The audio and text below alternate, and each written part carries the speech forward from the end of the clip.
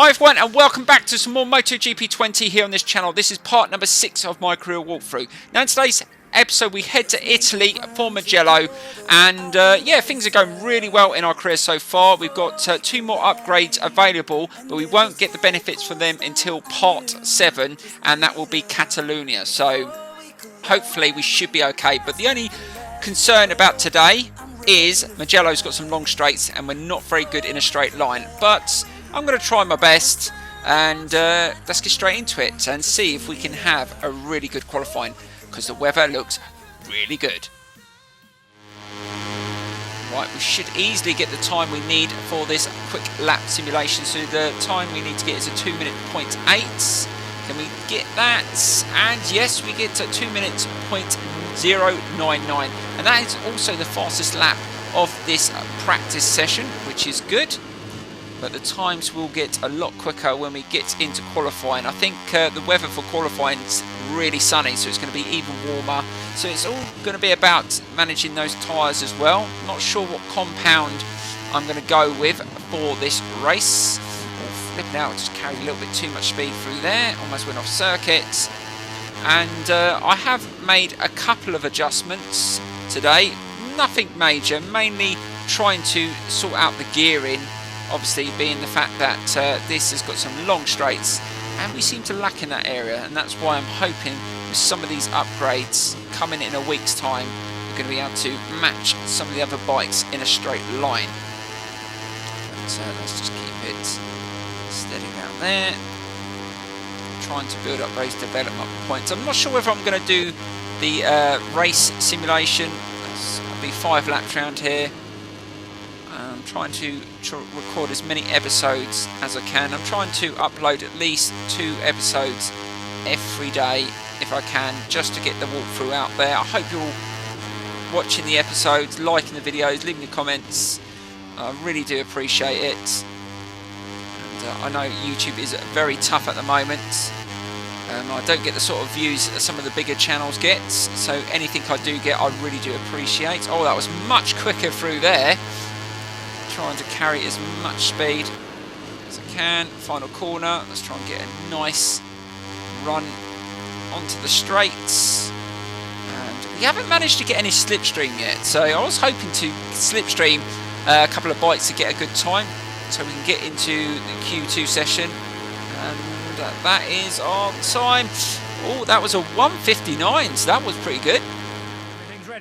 Right, so we go straight into the second qualifying session after posting that 1:59.1. Let's see if we can match the AI in the qualifying session, so let's get straight into it.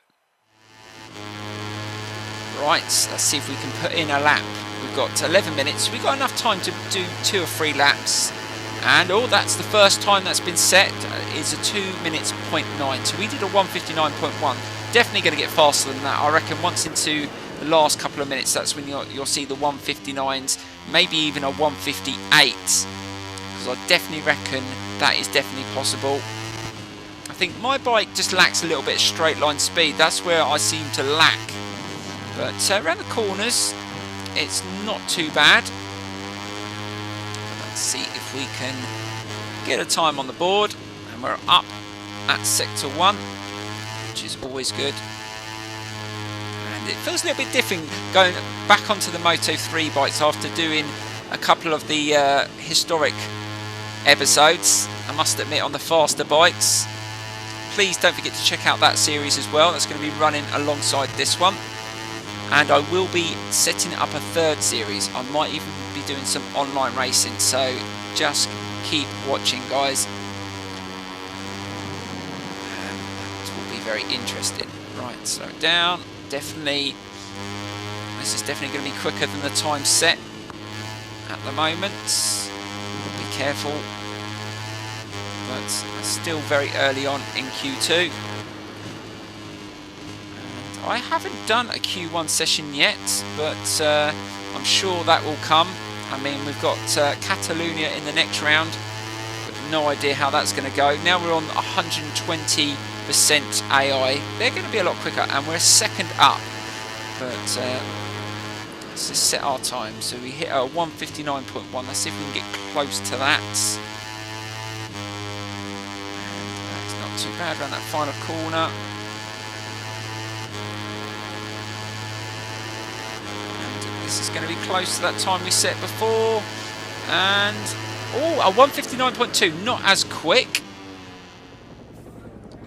Right, let's see if that is going to be quick enough. Oh my God, we're over a second quicker. That is very surprising. But we know they're going to be quicker in the race, so let's get straight into it. Hi motorcycle race fans tuning in. Today's Moto3 race is being held in the hills of Tuscany, where the Italian Grand Prix is about to start. The weather forecasts are very reassuring. We'll have sunny weather for the entire duration of the race.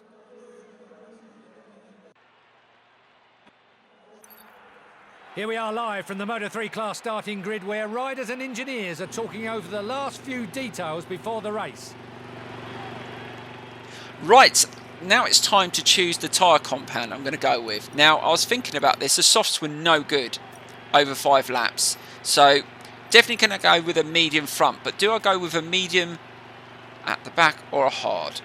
I think I'm going to try a hard. This really might throw me out because obviously I'm not going to have the grip early on. But let's try that.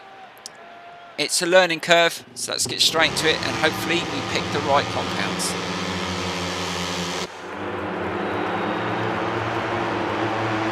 Not long to go now until the Italian Grand Prix here in Mugello, one of the most challenging and spectacular tracks in the entire championship. Right, so looking at some of the other tyre compounds, some riders actually went with a hard front and medium rear, so that's interesting, but we'll see how it works out. And off we go. Let's see if we can beat them to the first corner. And it looks like we've got a decent enough start, but we know maybe someone will shove it up the inside. So let's just try and take a wider line there. Here they come. Not going in there tight enough to the apex anyway, and someone's got through, but that was expected. Let's keep it tight. Let's just manage these tyres now. Having a hard tyre at the back. Yes, I am here, Dennis. I didn't make contact, but I know you're checking. But let's go on the outside into this turn. Oh, no. Oh, be careful. Bloody hell. They're so aggressive in the corners. Let's just try and hold this inside line. And oh yeah, this rear tyre is not as grippy. And it's probably going to take a little bit of time to heat up. But it will hopefully last the 5 laps. And we've been running the soft medium nearly in every single race. So it is nice to try something different. And that's the reason why sometimes you should do the race simulation. Then you know exactly what compounds to go with. But yeah, that's what the information's there for. Definitely probably going to have to do that when we get on the bigger bikes, because we won't get away with stuff like that. But at the moment, we're managing to manage it quite nicely. Nicely done through there. And we've just extended our lead slightly, 0.8.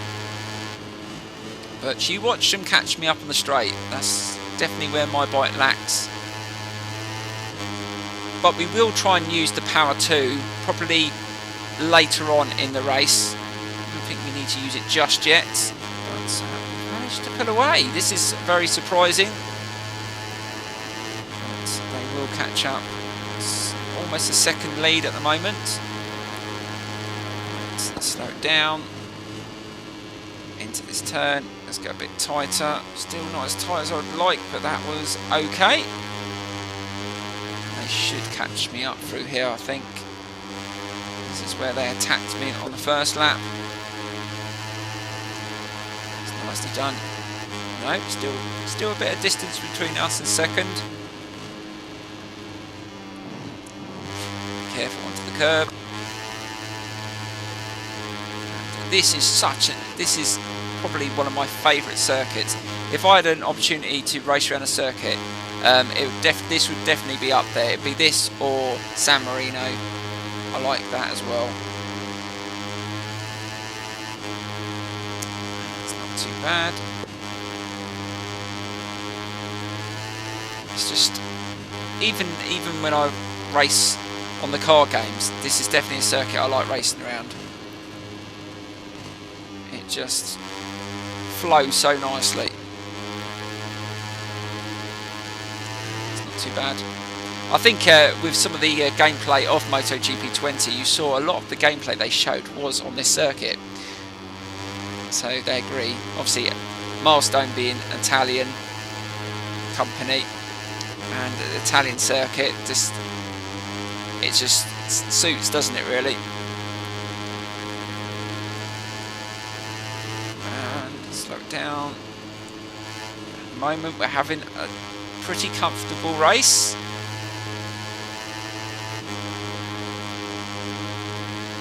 It's definitely not going to be as comfortable as this around Catalonia. That is one circuit, not the quickest around Catalonia, and I think I've seen a few other people's videos that could be a struggle, and knowing my luck, I'll get rain on that one as well.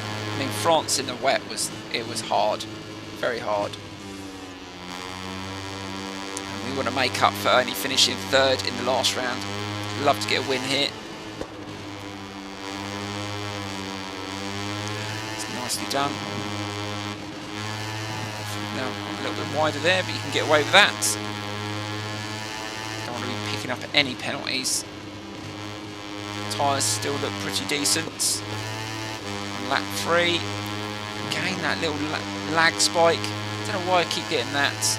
I'm hoping that will be patched, because it's really annoying. Let me know in the comments below if you're having that, and are you having that on Xbox? Is it just a PlayStation thing? I don't know. Or are you getting that on PC?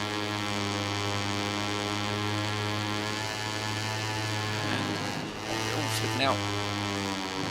Be careful. Otherwise I'm going to start cooking that rear tyre. It's a little bit warmer. Flipping out. There's someone right behind me now. There you go. They've caught up. As soon as you make a mistake, that's where the intelligence of the AI, they prey on the mistakes. Absolutely prey on them.